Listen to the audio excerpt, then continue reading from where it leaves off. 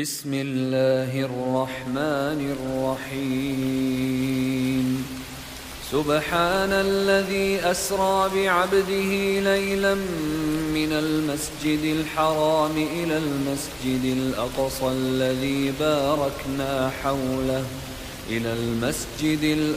الذي باركنا حوله لنريه من آياتنا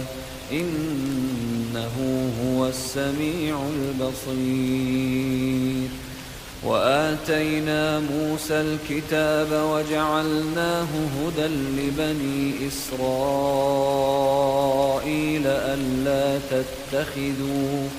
ألا تتخذوا من دوني وكيلا ذرية من حملنا مع نوح إنه كان عبدا شكورا. وقضينا إلى بني إسرائيل في الكتاب لتفسدن في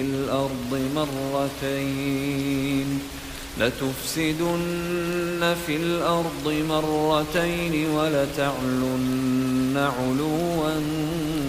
كبيرا.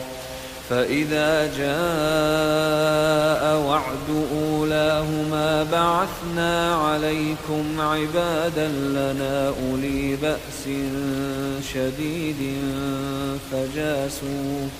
فجاسوا خلال الديار وكان وعدا مفعولا.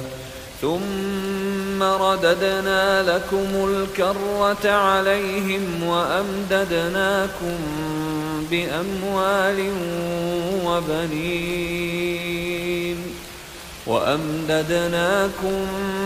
بأموال وبنين وجعلناكم أكثر نفيرا. إن أحسنتم أحسنتم لأنفسكم وإن أسأتم فلها. فإذا جاء وعد الآخرة ليسوءوا وجوهكم وليدخلوا المسجد كما دخلوه أول مرة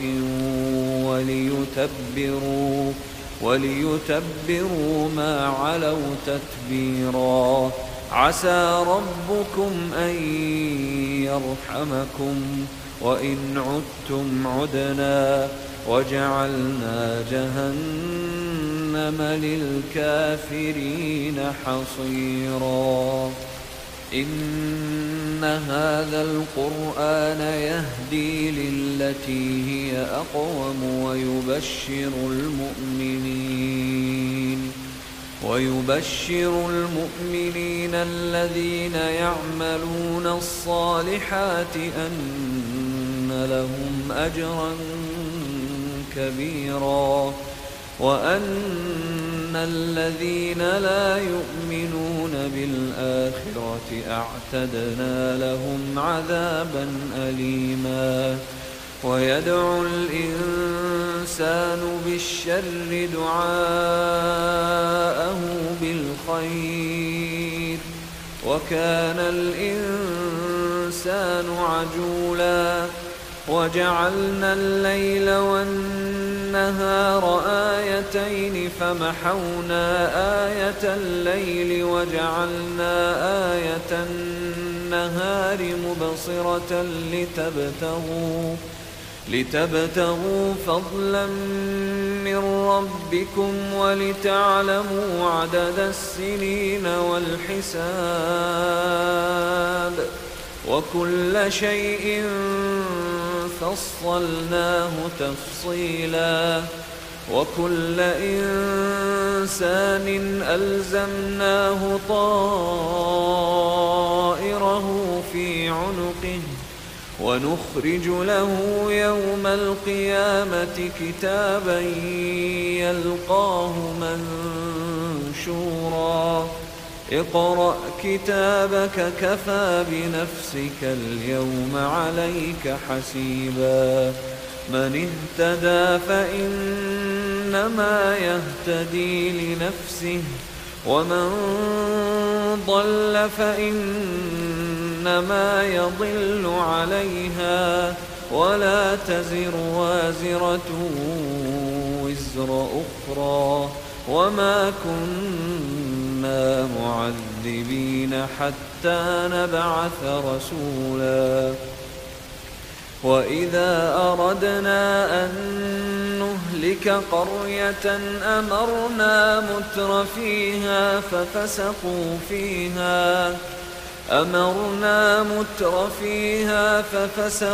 فيها فحق عليها القول فدمرناها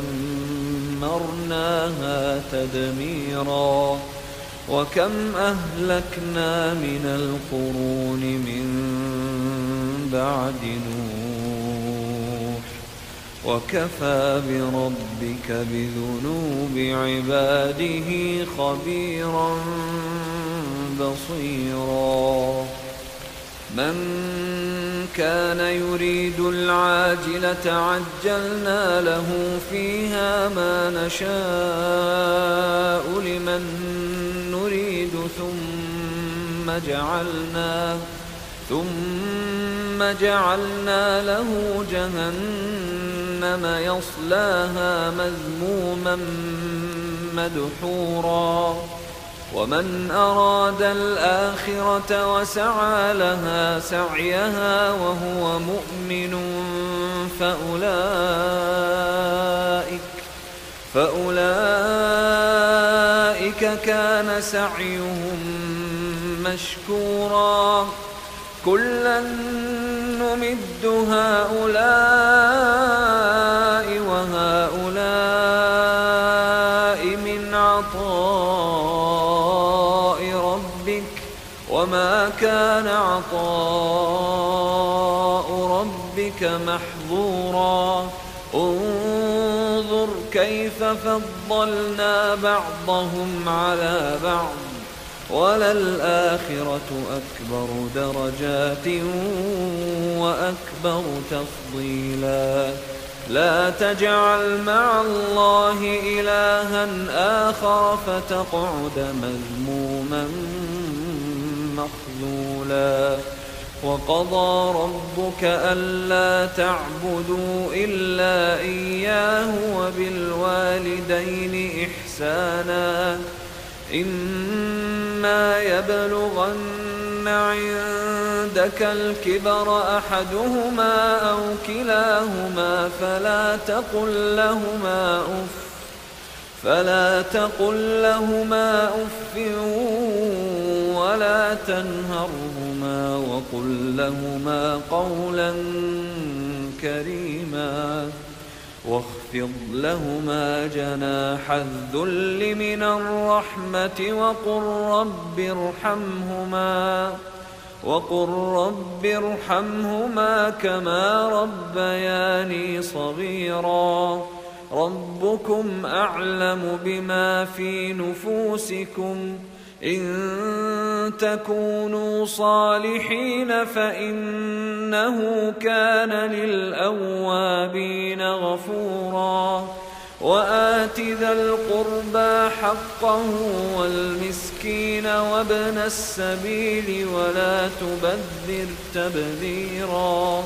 إن المبذرين كانوا إخوان الشياطين وكان الشيطان لربه كفورا وإما تعرضن عنهم ابتغاء رحمة من ربك ترجوها فقل لهم قولا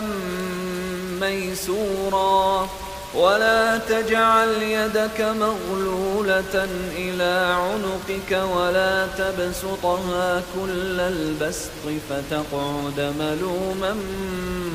محسورا إن ربك يبسط الرزق لمن يشاء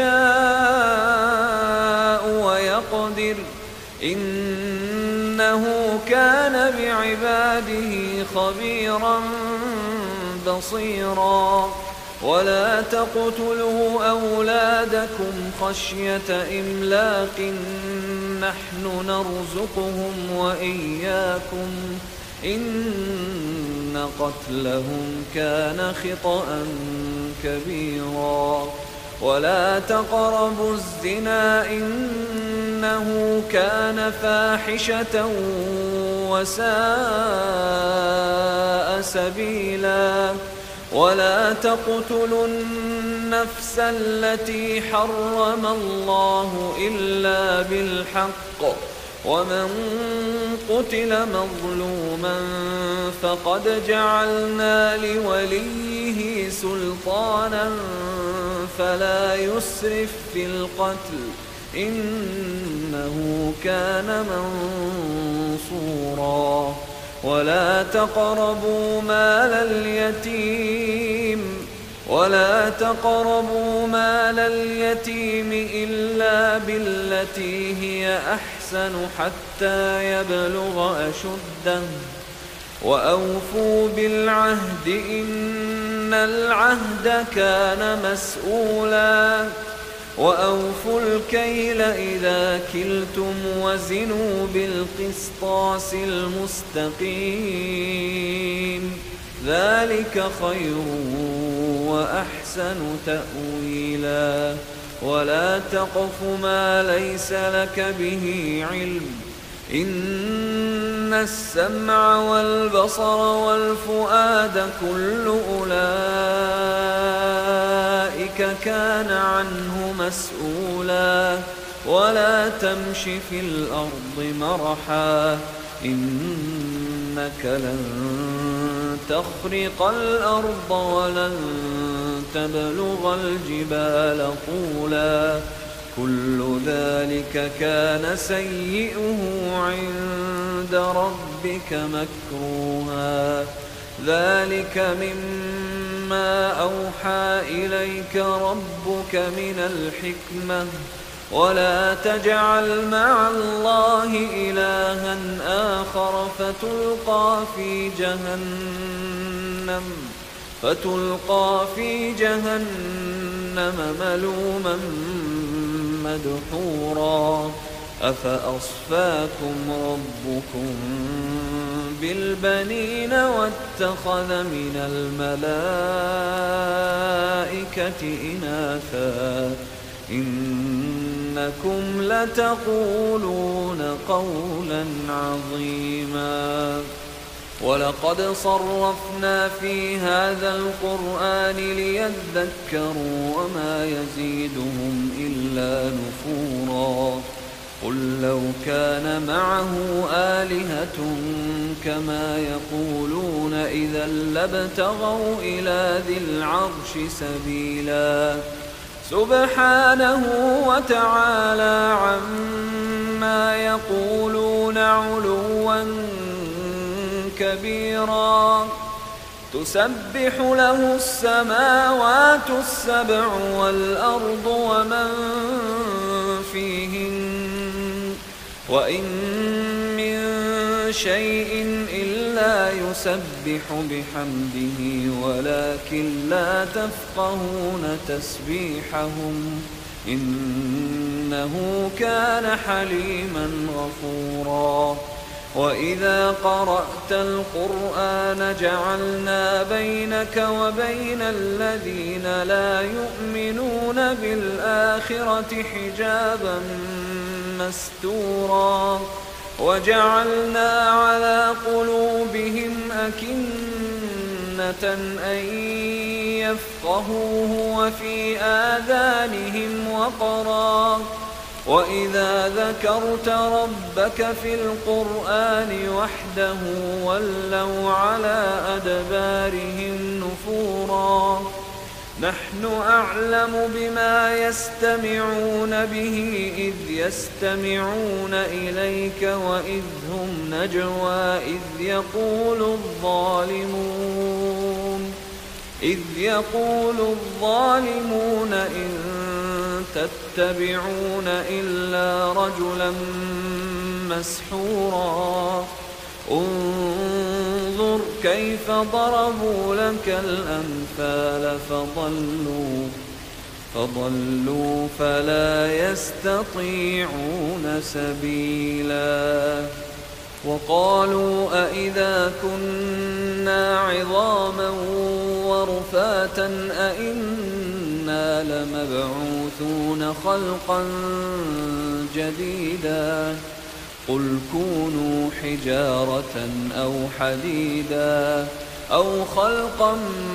مما يكبر في صدوركم فسيقولون من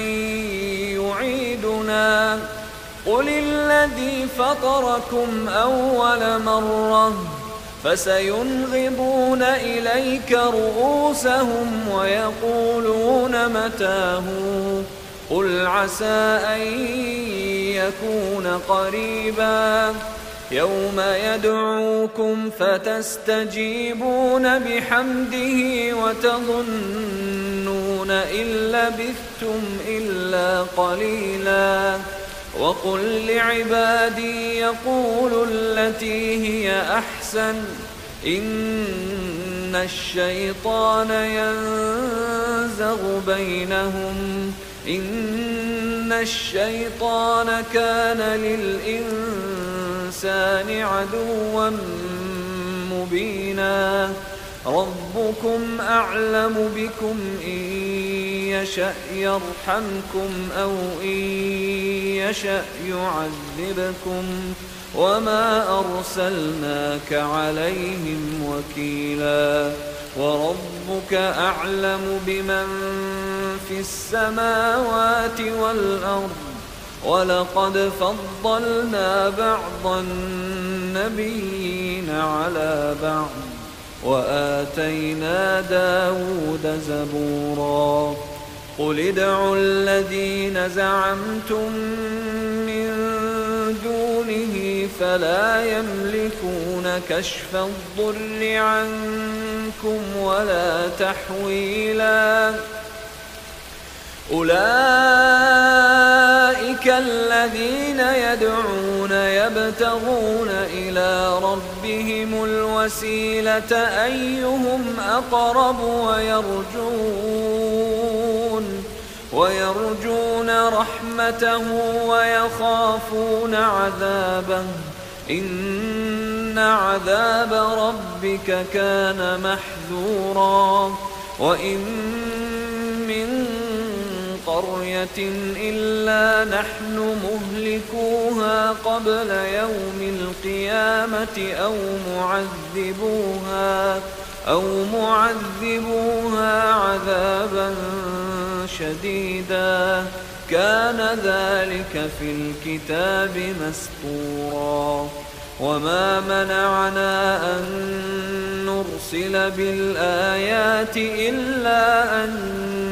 كذب بها الأولون.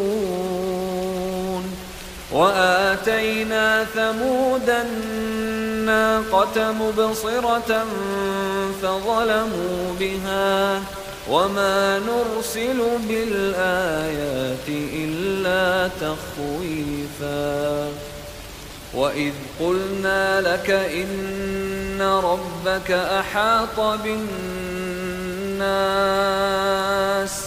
وما جعلنا الرؤيا التي أريناك إلا فتنة للناس والشجرة الملعونة في القرآن ونخوفهم فما يزيدهم إلا طغيانا كبيرا. وإذ قلنا للملائكة اسجدوا لآدم فسجدوا إلا إبليس قال أأسجد لمن خلقت طينا قال أرأيتك هذا الذي كرمت علي لئن أخرتني إلى يوم القيامة لأحتنكن ذريته إلا قليلا. قال اذهب فمن تبعك منهم فإن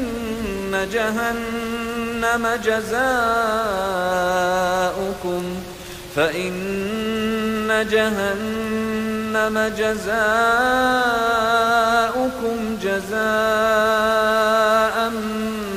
موفورا واستفزز من استطعت منهم بصوتك وأجلب عليهم بخيلك ورجلك وشاركهم في الأموال والأولاد وعدهم وما يعدهم الشيطان إلا غرورا إن عبادي ليس لك عليهم سلطان وكفى بربك وكيلا ربكم الذي يزجي لكم الفلك في البحر لتبتغوا من فضله إنه كان بكم رحيما وإذا مسكم الضر في البحر ضل من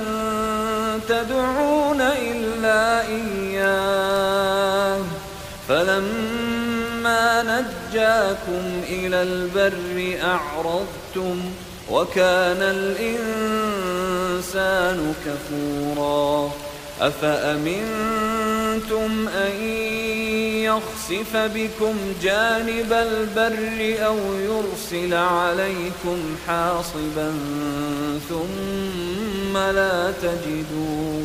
ثم لا تجدوا لكم وكيلا أم أمنتم أن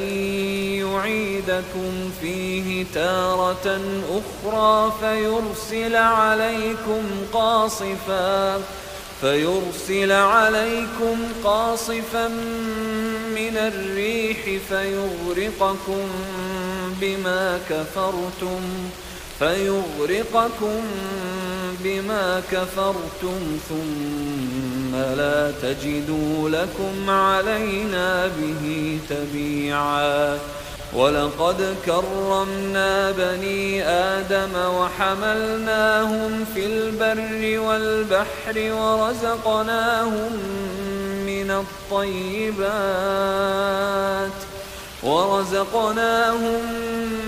الطيبات وفضلناهم على كثير ممن خلقنا تفضيلا يوم ندعو كل أناس بإمامهم فمن أوتي كتابه بيمينه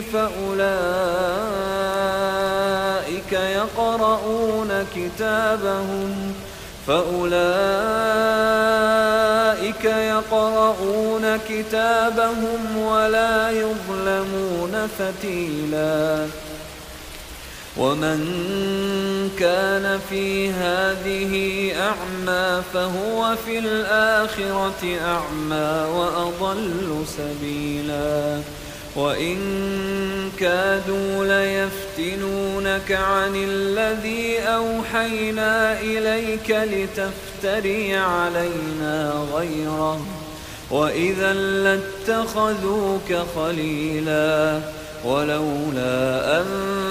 ثبتناك لقد كدت تركن إليهم شيئا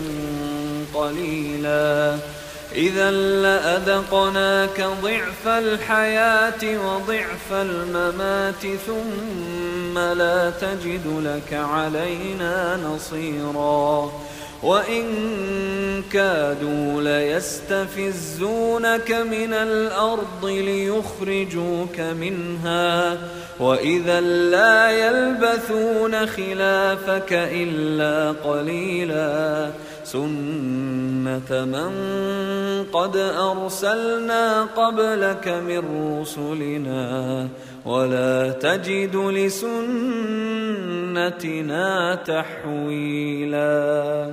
أقم الصلاة لدلوك الشمس إلى غسق الليل وقرآن الفجر إن قرآن الفجر كان مشهودا ومن الليل فتهجد به نافلة لك عسى أن يبعثك ربك مقاما محمودا وقل رب أدخلني مدخل صدق وأخرجني مخرج صدق واجعل لي من لدنك سلطانا نصيرا وقل جاء الحق وزهق الباطل إن الباطل كان زهوقا وننزل من القرآن ما هو شفاء ورحمة للمؤمنين وننزل من القرآن ما هو شفاء ورحمة للمؤمنين ولا يزيد الظالمين إلا خسارا وإذا أنعمنا على الإنسان أعرض ونأى بجانبه وإذا مسه الشر كان يئوسا قل كل يعمل على شاكلته فربكم أعلم بمن هو أهدى سبيلا ويسألونك عن الروح قل الروح من أمر ربي وما أوتيتم من العلم إلا قليلا ولئن شئنا لنذهبن بالذي أوحينا إليك ثم لا تجد لك به علينا وكيلا إلا رحمة من ربك إن فضله كان عليك كبيرا قل لئن اجتمعت الإنس والجن على أن يأتوا بمثل هذا القرآن لا يأتون بمثله ولو كان بعضهم لبعض ظهيرا ولقد صرفنا للناس في هذا القرآن من كل مثل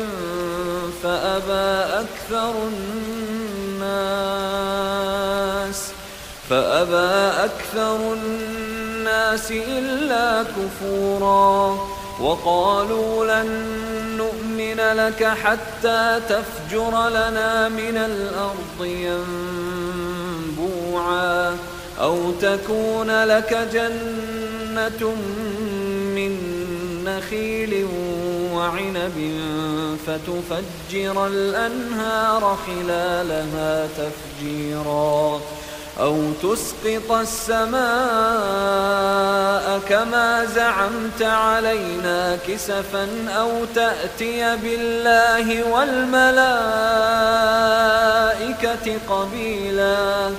أو يكون لك بيت من زخرف أو ترقى في السماء ولن نؤمن لرقيك حتى تنزل علينا كتابا نقرأه قل سبحان ربي هل كنت إلا بشرا رسولا وما منع الناس أن يؤمنوا إذ جاءهم الهدى إلا أن قالوا أبعث الله بشرا رسولا قل لو كان في الأرض ملائكة يمشون مطمئنين لنزلنا عليهم من السماء ملكا رسولا قل كفى بالله شهيدا بيني وبينكم إنه كان بعباده خبيرا بصيرا ومن يهد الله فهو المهتد ومن يضلل فلن تجد لهم أولياء من دونه ونحشرهم يوم القيامة على وجوههم عميا وبكما وصما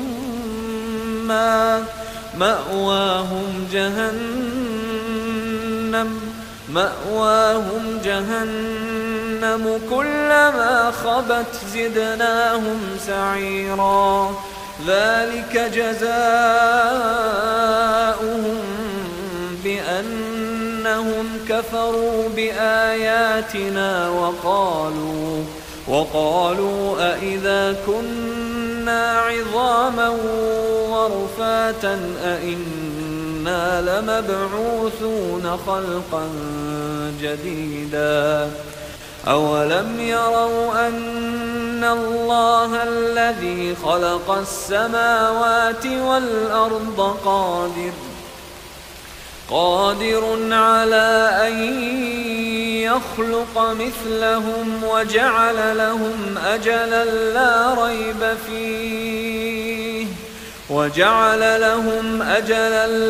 ريب فيه فأبى الظالمون إلا كفورا قل لو أنتم تملكون خزائن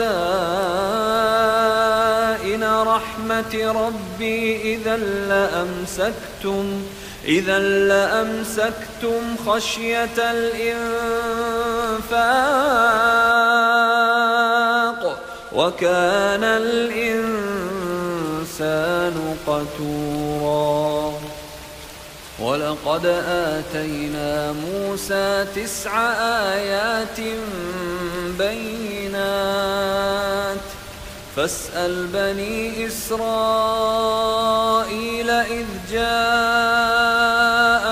فقال له فرعون إني لأظنك يا موسى مسحورا قال لقد علمت ما أنزل هؤلاء إلا رب السماوات والأرض بصائر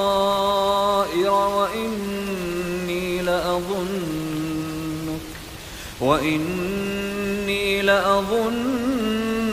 يا فرعون مثبورا فأراد أن يستفزهم من الأرض فأغرقناه ومن معه جميعا وقلنا من بعده لبني إسرائيل اسكنوا الأرض فإذا جاء وعد الآخرة جئنا بكم لفيفا وبالحق أنزلناه وبالحق نزل وما أرسلناك إلا مبشرا ونذيرا وقرآنا فرقناه لتقرأه على الناس على مكث ونزلناه تنزيلا قل آمنوا به أو لا تؤمنوا إن الذين أوتوا العلم من قبله إذا يتلى عليهم يخرون للأذقان سجدا ويقولون سبحان ربنا إن كان وعد ربنا لمفعولا ويخرون للأذقان يبكون ويزيدهم خشوعا قل ادعوا الله أو ادعوا الرحمن أيما تدعوا فله الأسماء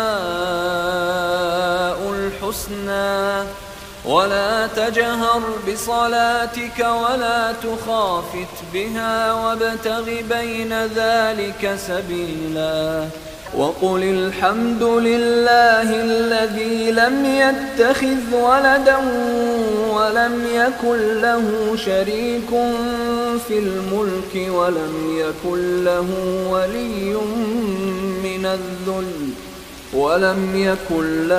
ولي من الذل وكبره تكبيرا.